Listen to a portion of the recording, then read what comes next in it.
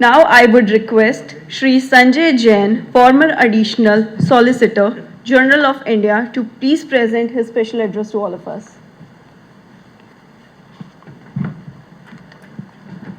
Can I please have a huge round of applause?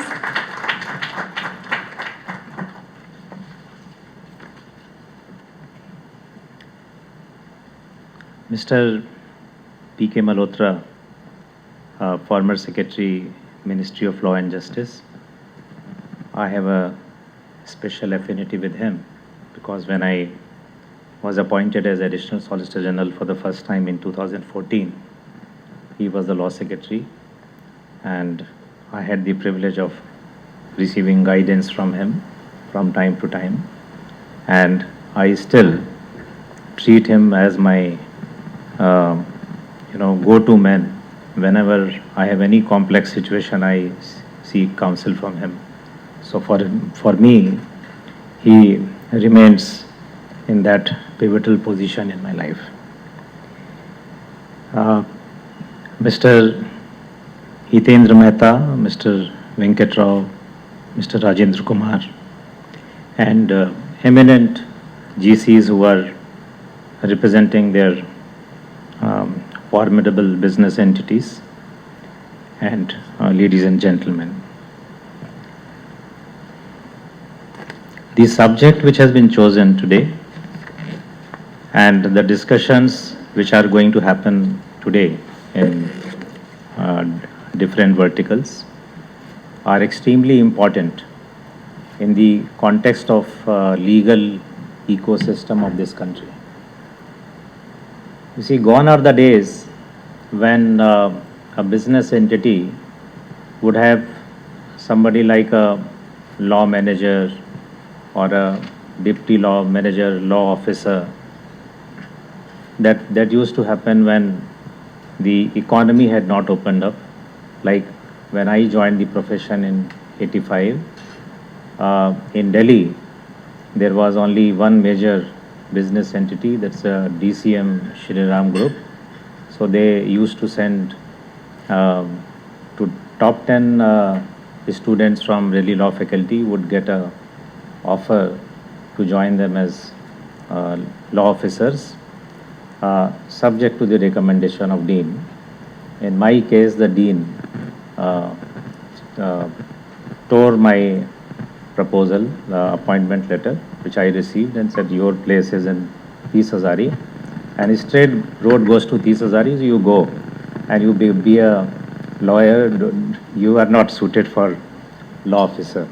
So maybe at that point in time, I am just telling you this thing because at that point in time, there was not much of a perception with regard to how legal minds can shape the destiny of a company. It is in this context that I have cited this anecdote relating to myself. So I often take, whenever it comes to citing a proposition in terms of how things are to be managed, ship becomes the greatest example for me. And therefore, I would begin by saying that it is not the ship so much as the skillful sailing that assures the prosperous voyage. In the world of business, much like the journey of a ship, success is not merely determined by the vessel itself, but by the expertise of those at the helm. Just as a skilled captain ensures a prosperous voyage despite the uncertainties of the sea, so too a seasoned general counsel guides a company through the ever-changing tides of the corporate world. As we sail through the complexities of modern business landscape, within its shifting currents and looming storms, it is the General Counsel who acts as our trusted captain, guiding organizations through the intricate legal and regulatory channels, leading us with insight as well as foresight. They do not merely navigate through the legal waters, but anticipate challenges, mitigate risks, and chart a course towards success, ensuring that our journey is not only safe but also efficient and prosperous. About mitigating the risk or risk management, Mr. Mehta also spoke, and I can tell you with my experience as a lawyer, as a dispute lawyer, that it has a significance in more ways than one. In one of the matters, I was cross-examining a witness who claimed that he has a designation of risk manager also, apart from his other designations in the company. So when I started cross-examining him as to what steps did he take, because he was a witness for the claimant, and he was claiming damages. So our defense was that, look, first of all, there was no breach. Assuming there was a breach, you had a responsibility under the Contract Act to mitigate the damages. So when I asked him, I started asking questions that you claim yourself to be involved in the risk management, and what steps did you take to mitigate the losses? He flopped as a witness. So the point which I am making is this, that the General Counsel's role has to be accepted by the business teams of the corporate sectors with greater seriousness. Because whenever a situation like this comes, they should not be under that kind of a self-confidence that, look, we have a field experience of 20 years, 30 years, we will withstand everything, we will manage any cross-examination. They need to be tutored. They're tutored in that, not in the sense that tutoring the witness. They need to be tutored on the concept so that they can present the company's interest in a better manner. So ordinarily, I mean, if somebody asks that who is responsible for the quality of the manpower in a company, people might say is HR. But I would believe that it is the General Counsel ultimately who keeps that balance, who can maintain that balance. He can impart necessary education, necessary knowledge, skill set to all segments of the employees in the company because of his experience in the legal field.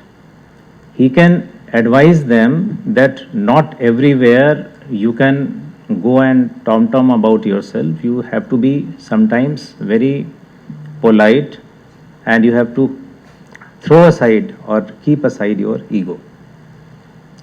So that is something which only a General Counsel, with his overall understanding not only of law but things related to law, and also as to what happens in every department, as Mr. Rao also mentioned, there are so many laws. I mean, if a manufacturing unit has to be set up, he mentioned more than 70 laws.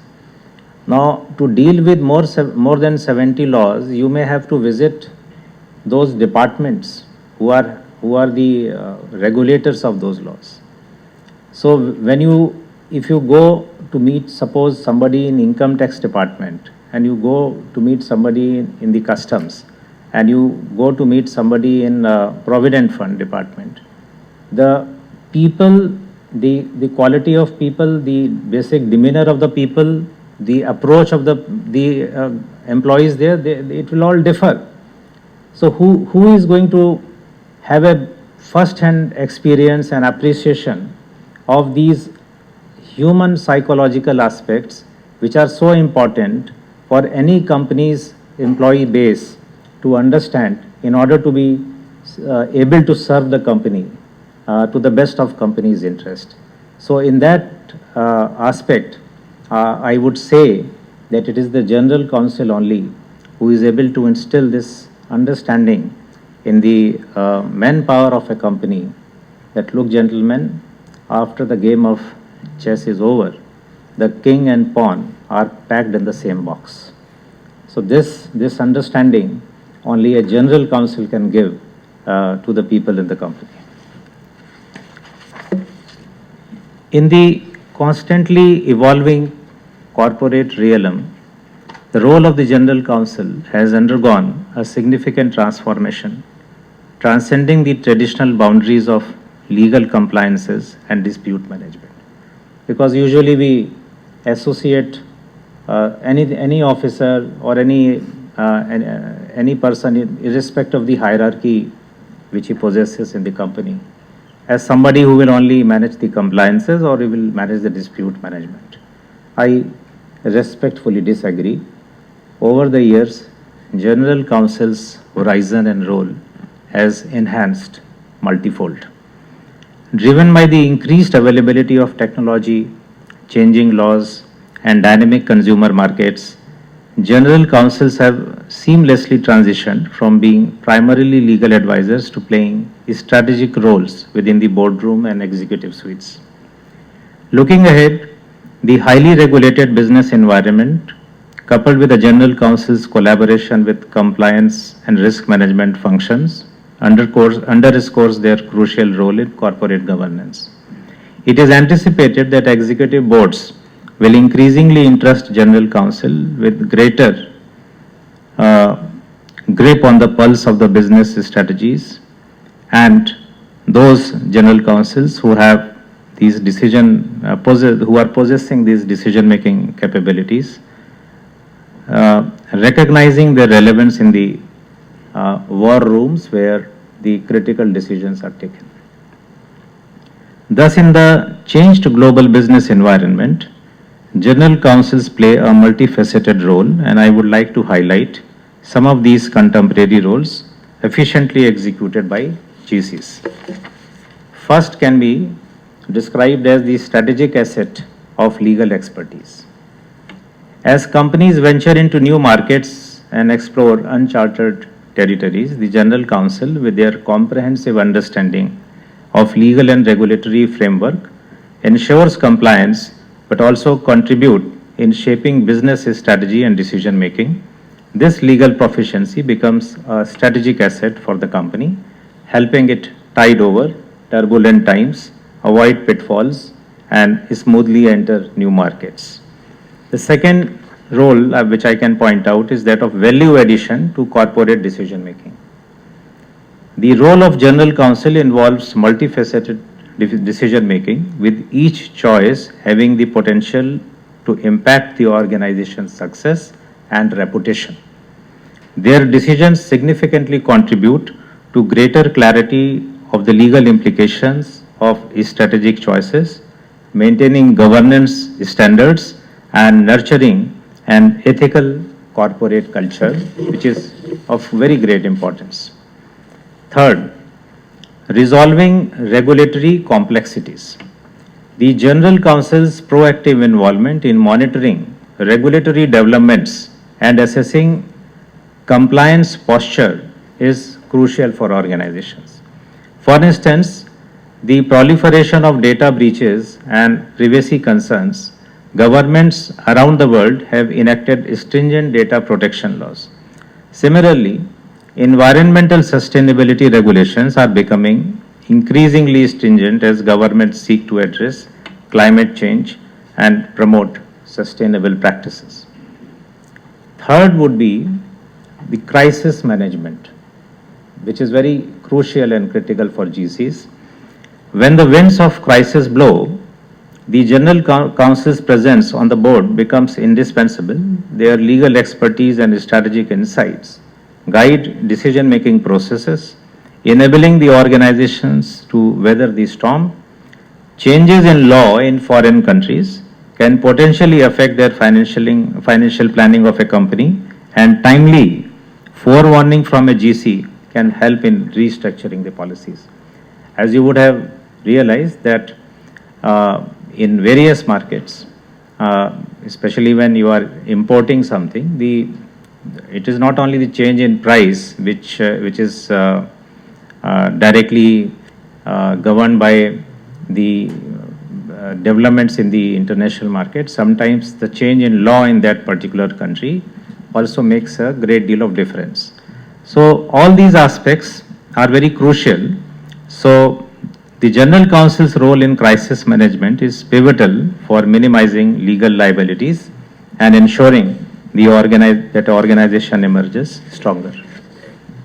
Then fostering stakeholder relationships, which was also mentioned by Mr. Rao. Successful organizations thrive on strong stakeholder relationships, be it regulators, be it with partners or customers. The General Counsel acts as a bridge, overseeing these crucial relationships and ensures that the agreements serve the company's best interest. In fact, General Counsels at times also have to wear the hat of mediators in the event of differences, and with their impeccable communication and dispute resolution skills, they ensure amicable resolution of differences and smooth business operations. And the corporate ethics officers and ethic counselors, moving beyond their legal roles, General Counsels play a key role in development of business code of conduct also. So to conclude, General Counsels are no longer simply legal advisors. A General Counsel now wears multiple hats which may not fit in a wardrobe. They are strategic partners, risk mitigators, and corporate governance champions. They are now often seen as trusted advisors, not only for their legal knowledge, but also for their practical wisdom. As we set sail into uncharted waters, let us harness the wisdom of our experienced captains, our General Counsels, to ensure that our corporate vessels reach their destination safely and efficiently. Thank you.